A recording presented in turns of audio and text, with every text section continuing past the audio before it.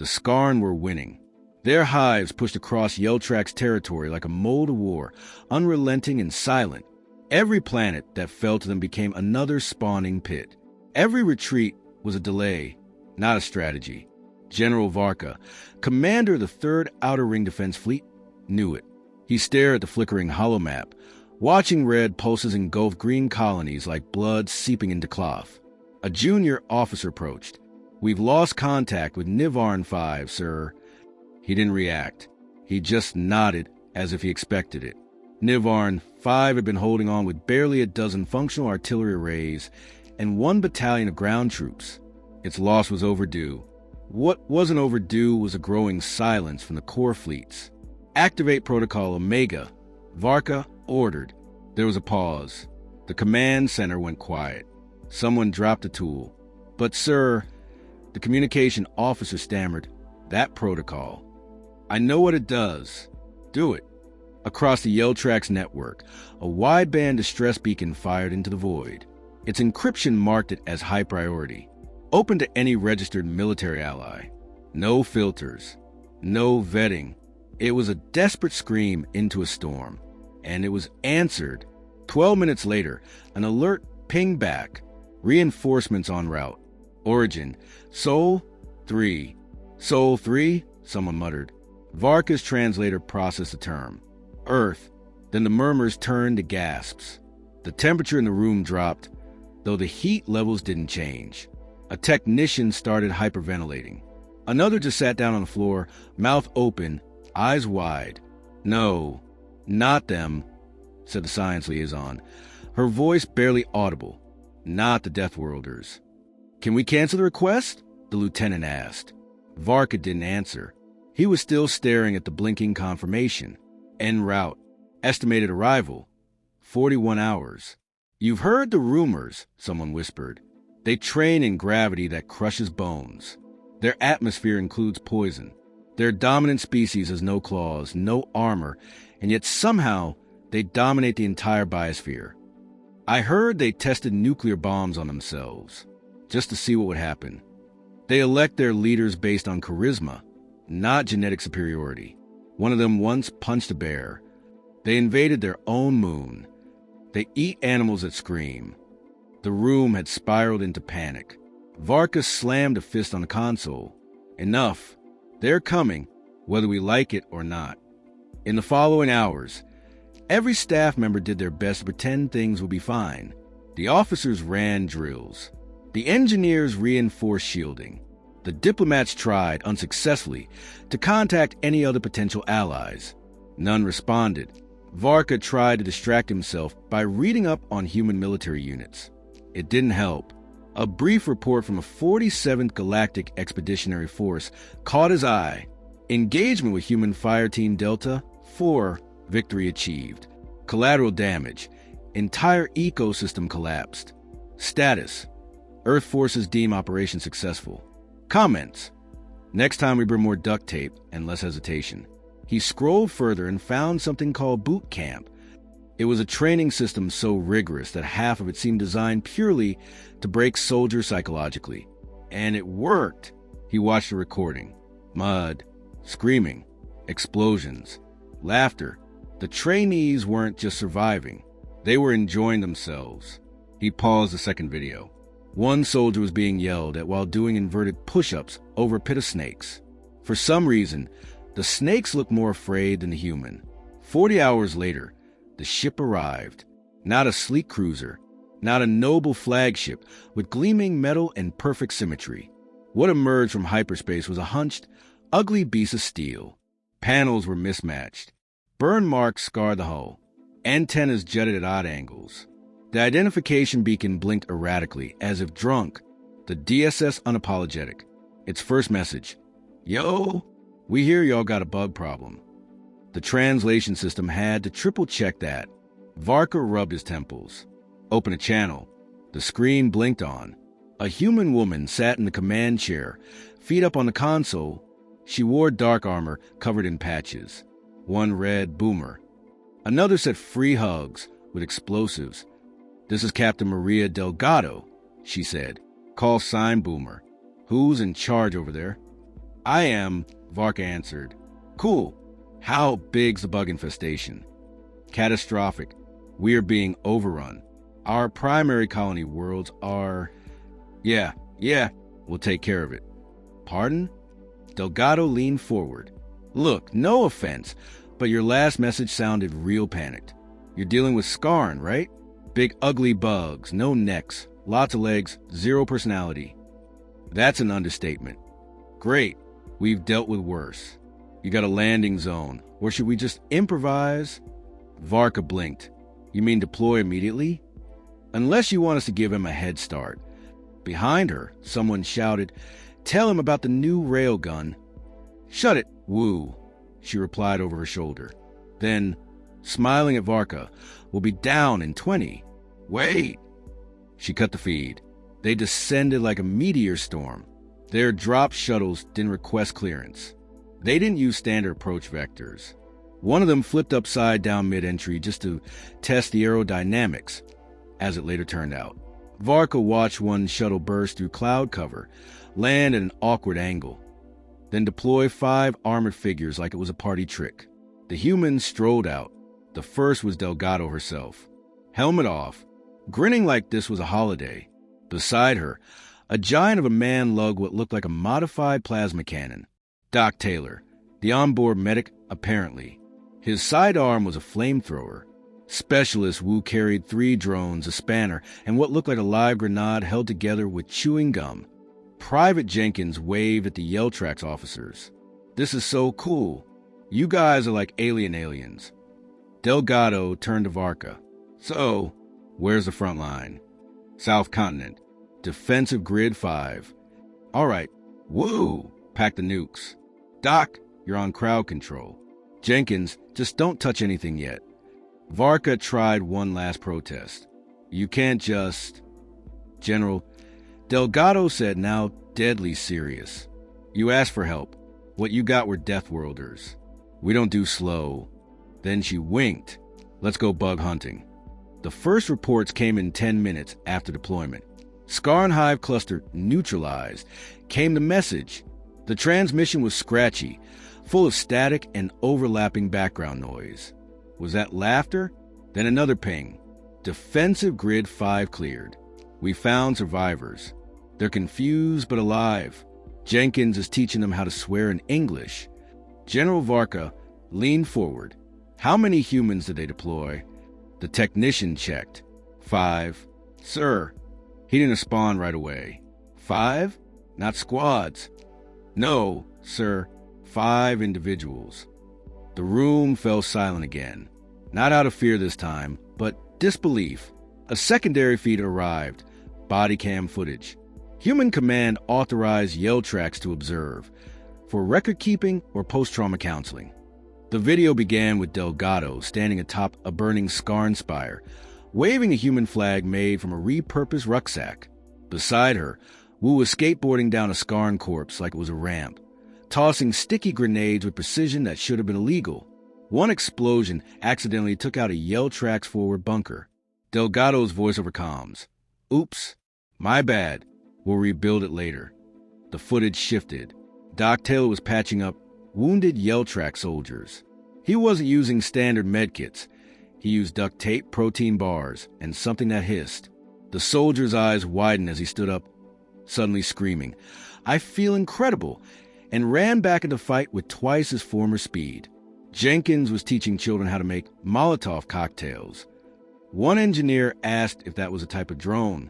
Jenkins responded, kinda, but also no. Very no. Another report popped up.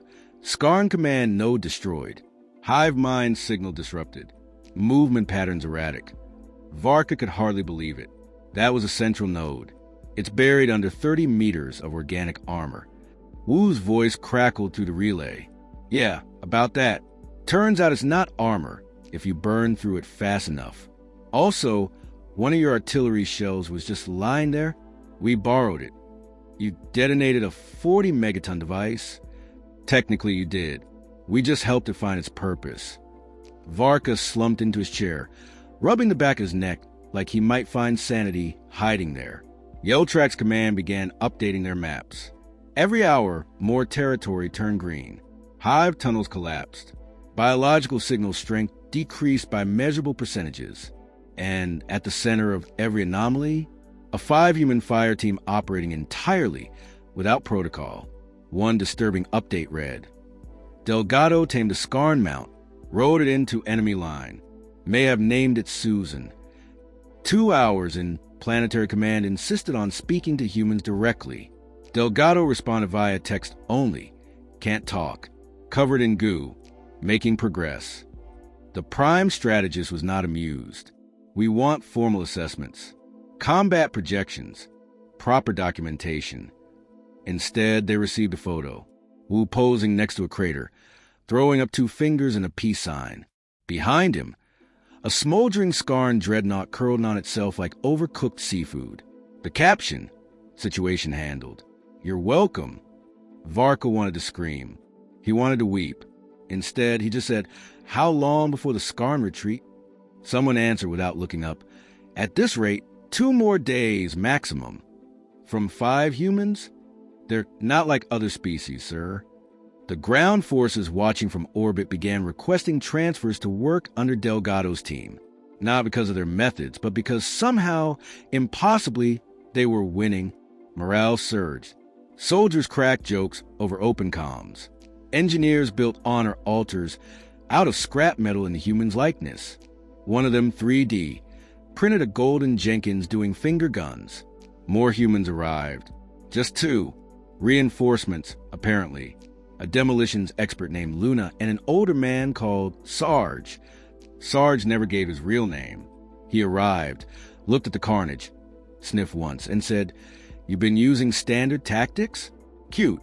Then he vanished into the jungle. 2 hours later, a 20-kilometer section of Skarn tunnels erupted, ejecting beetle-like horrors into the air like broken popcorn. Luna simply said, that was Sarge's way of saying hi.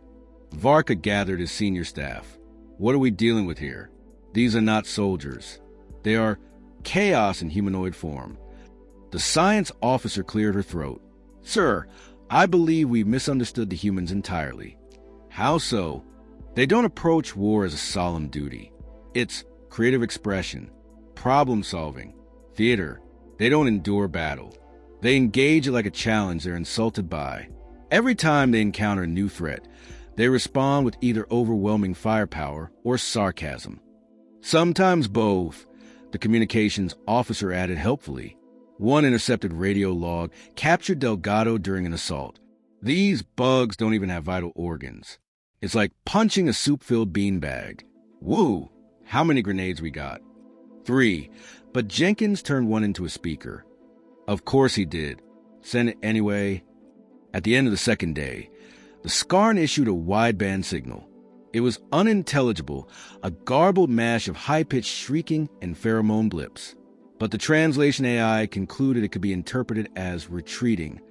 Delgado's crew threw a celebration on the front lines, barbecue included. Somehow, no one knew how they got the meat. When asked if the war was over, Delgado just laughed. Oh, honey, this wasn't even war. This was pest control. They uploaded one final report to the Yeltrax network. Planet secure. Hive decimated. Minimal civilian loss. Collateral. 1 forward bunker. 3 trees. Jenkins' dignity. Would recommend new boots. Varka sat alone in his office, watching the stars. He had requested reinforcements. He expected a task force, maybe a few elite strike teams. What he got were Deathworlders. They didn't follow the rules. They broke the battlefield. They improvised war like it was jazz. And they left behind scorched hives, hopeful soldiers, and a warning to anyone else watching. Earth doesn't send armies. It sends problems. And they solve things in the loudest way possible. The Skarn didn't retreat. So much as vanish. Their hives collapsed. The tunnels caved in from within, some from fire, some from explosions, some from questionable science involving acid and thermite. No signals, no screeches, no backup, just eerie silence where entire armies had once swarmed. It wasn't victory, it was erasure. And the humans, they stuck around, Captain Delgado filed no departure request, no handoff, no goodbye. When asked why, she responded, "Still got bugs in the basement, right?" Then she sent a picture of herself in a hammock made from skarn silk, sipping something suspiciously blue. Jenkins had set up a grill on a wrecked skarn limb. It sizzled ominously, and he wore a kiss to cook, or don't I bite, apron. "You'd be amazed what's edible if you don't ask questions," he said, flipping something that looked like steak, but twitched once before charring. Varka visited the drop camp himself. Try and make sense of the aftermath. The place looked like a scrapyard mated with a frat party. Drones zipped overhead, each playing different soundtracks. One looped 80s power ballads. Another played whale song remix with gunfire. Humans were welding, cooking, arguing over the superiority of coffee versus caffeine patches, and gambling over who could kill the next scar with the most style points. Delgado greeted him without standing. She was repairing a plasma rifle with a wrench, a straw in her mouth, and one boot on a half-buried skarn shell. "General Varka," she said cheerfully. "Care for a drink?" Jenkins made bug cider. "Bug cider? Don't ask. Don't smell it. But it's technically sterile." Varka declined. "Suit yourself. What brings you to the death tent?" "You named it the death tent?" "Well, technically Jenkins named it the temporary base of extremely efficient but also rad-looking operations, but that didn't fit on the sign." "I see." Delgado sat back, hands behind her head. "So? What's the problem?" "Bugs gone. Locals alive. Planet not on fire. Well, less on fire. That's just it. What you did here, it defies military logic. It borders on reckless. You ignore protocol. You weaponize duct tape. You inspire chaos." "Yeah," she said, smirking. "Isn't it beautiful?" He stared at her. "You don't just fight. You overwhelm. You confuse. You dominate by being unpredictable. That's because war isn't chess. It's dodgeball, with minds and sarcasm." Behind her, Doc Taylor was arm wrestling a Yeltrax heavy unit drone, and winning. Varka sighed.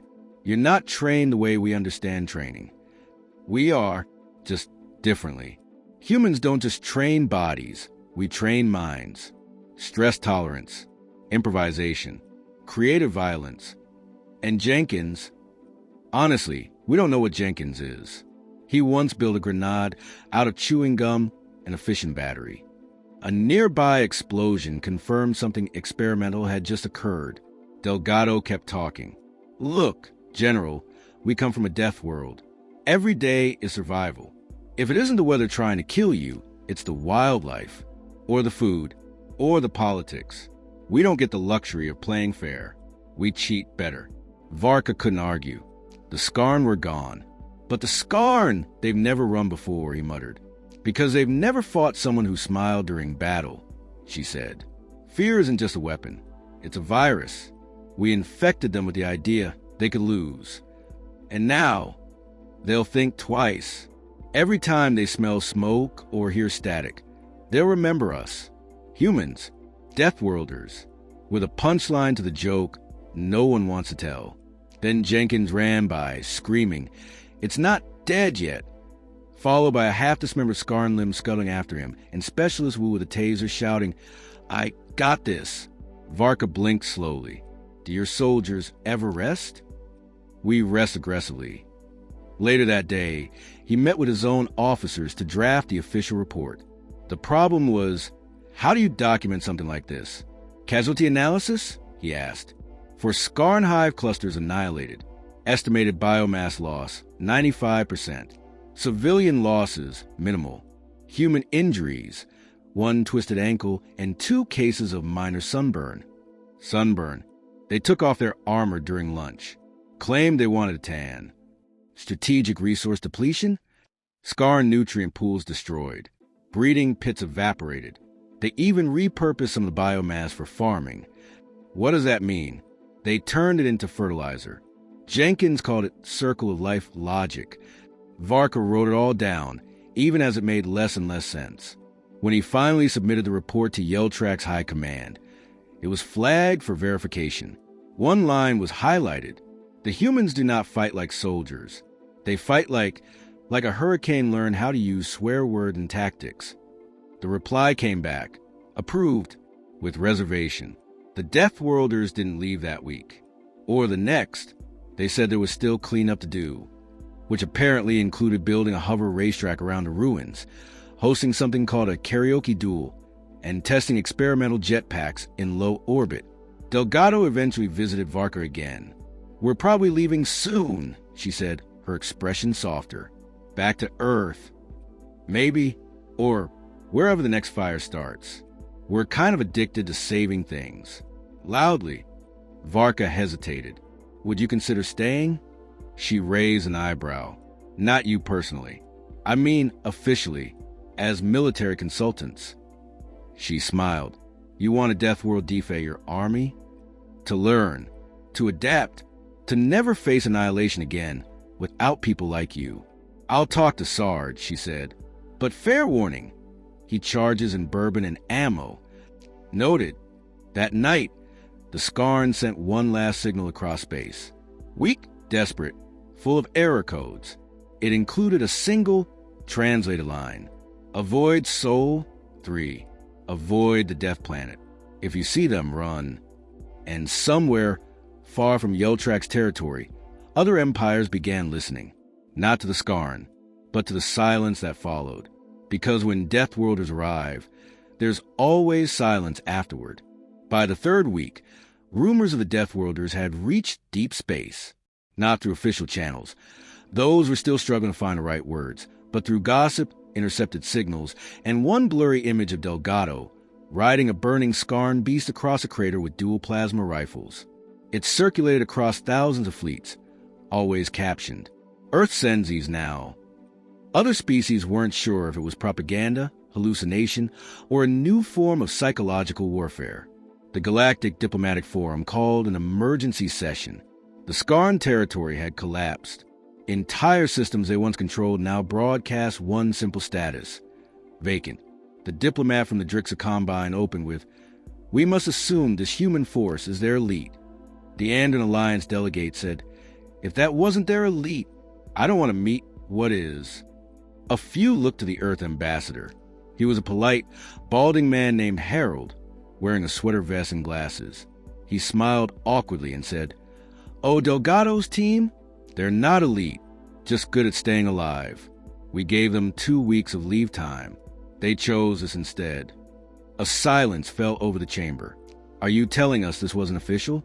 Harold shrugged. "We got a lot of them. It's kind of how we cope.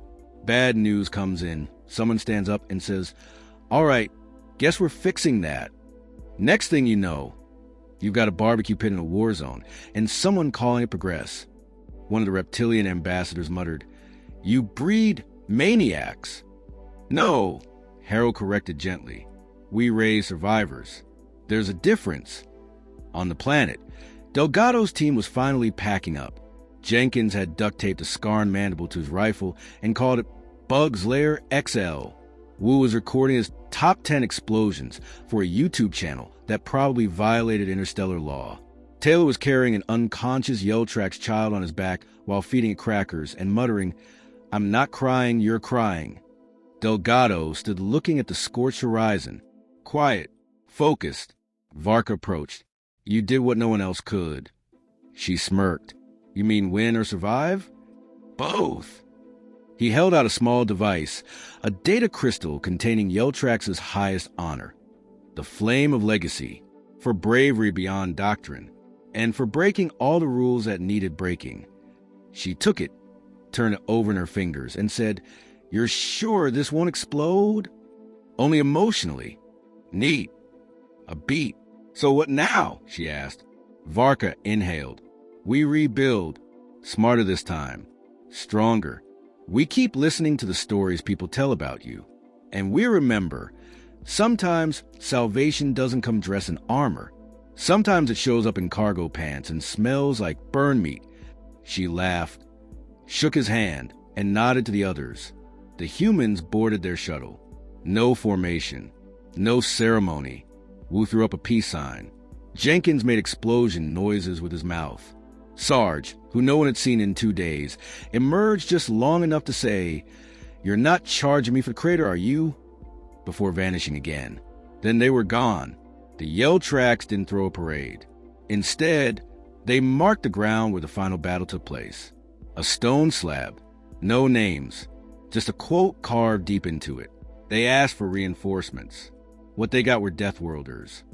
The legend spread across colonies, space stations, outposts, and command centers.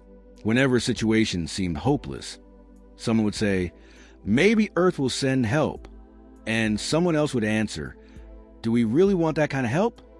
Because Deathworlders don't just fix problems. They flip the table, punch the problem in the face, and build a barbecue where it used to be. They're not what you expect when you call for aid. They're what shows up when you run out of options, and reality itself starts running scared. Weeks later, a pirate fleet received a distress call from one of their outposts. The message was full of static, but one word came through clearly: humans. The pirate commander blanched. "Leave it. Burn the site. We're not sticking around." "But sir, what if they need help?" "Then they'll help themselves," he said grimly, "and maybe turn our ships into lawn ornaments." Back on Earth, Delgado sat on a folding chair in a park somewhere. Wu grilled kebabs over open flame. Jenkins ran a betting pool on how long until their next call-up. Sarge taught squirrels how to steal snacks from vending machines. Taylor argued with a raccoon over territory near the cooler. They weren't heroes. They were just humans. And out there, in the endless dark, aliens learned the truth the hard way. Deathworlders weren't a myth. They were a warning label. And Earth? Earth was the factory that made them.